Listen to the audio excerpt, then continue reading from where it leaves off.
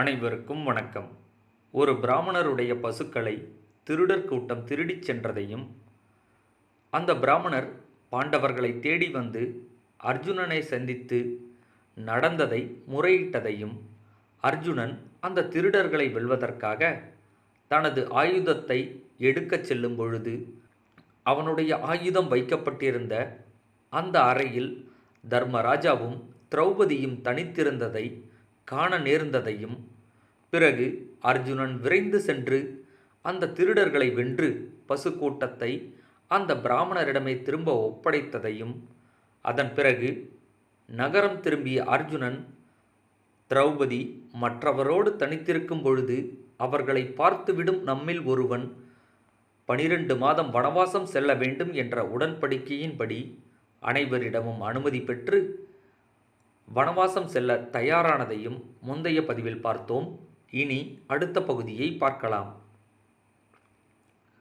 குரு வம்சத்திற்கு கீர்த்தியை தருபவனும் மகா வீரனுமாகிய அர்ஜுனன் வனவாசம் போகும் பொழுது மகா ஆத்மாக்களும் வேதங்களில் கரை கண்டவர்களுமாகிய பிராமணர்களும் அவனுடன் சென்றனர்.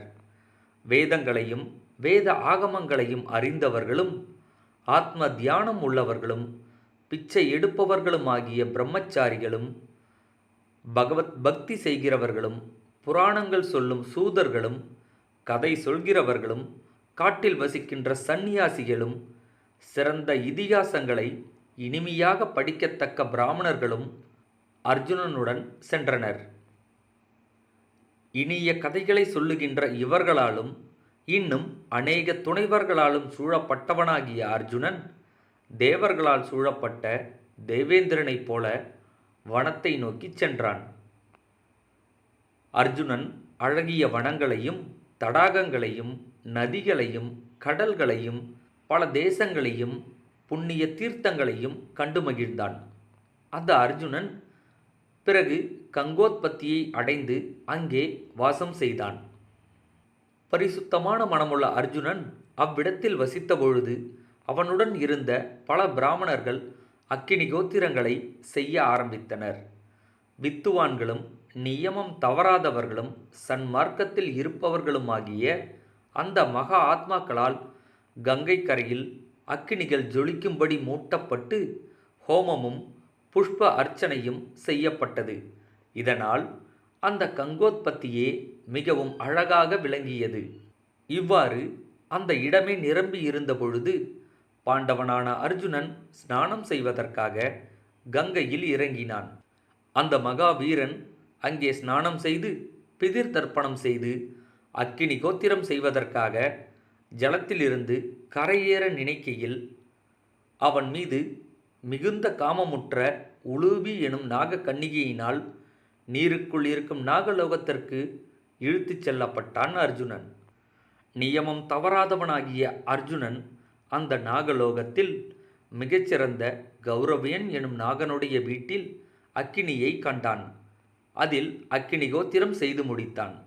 அர்ஜுனன் எல்லளவும் சலனப்படாமல் அக்கினி ஹோமம் செய்ததனால் அக்கினி பகவான் மிகுந்த திருப்தி அடைந்தார்.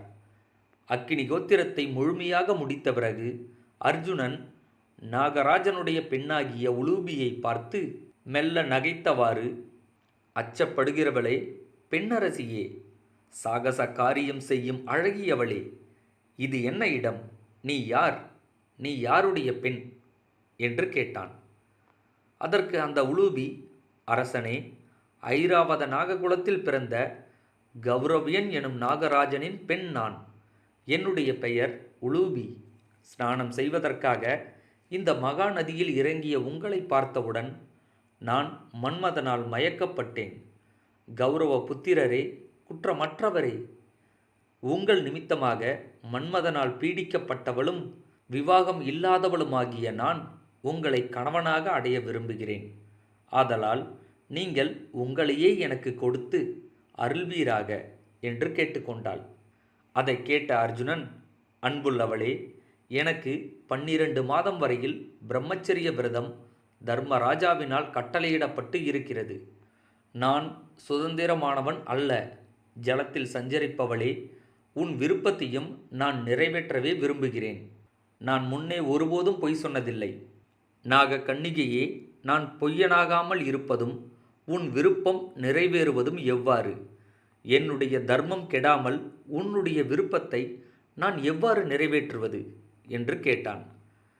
அதை கேட்ட உலுபி, பாண்டவரே, நீங்கள் எதற்காக இந்த பூமியில் சஞ்சரித்தீர்கள் என்பதையும் உங்களது சகோதரர் எதற்காக வனவாசத்தையும் பிரம்மச்சரிய விரதத்தையும் உங்களுக்கு நியமித்தார் என்பதையும் நான் அறிவேன்.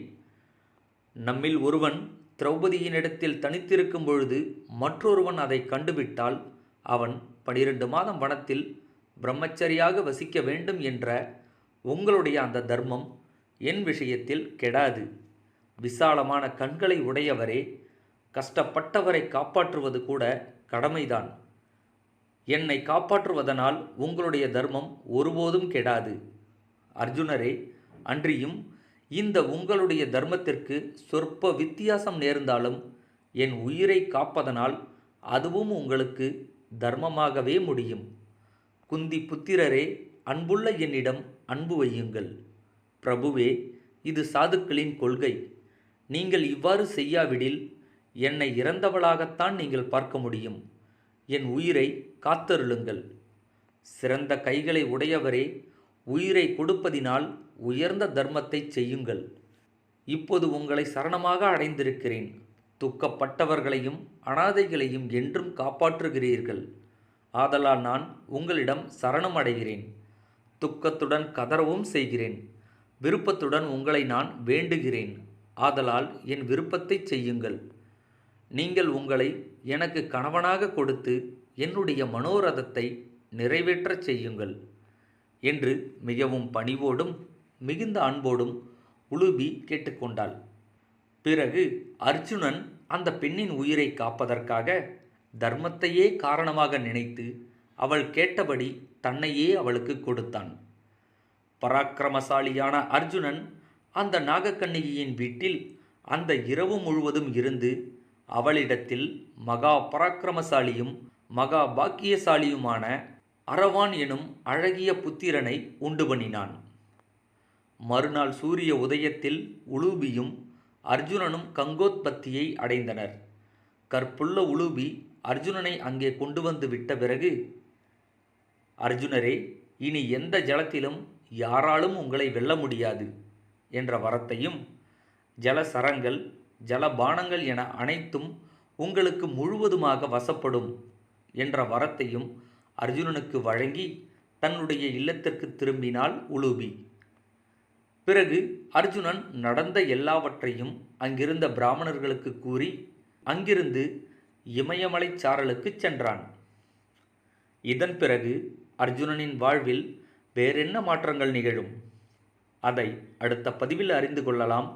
இப்பொழுது நான் உங்களிடமிருந்து விடைபெற்றுக் கொள்கிறேன். நன்றி, வணக்கம்.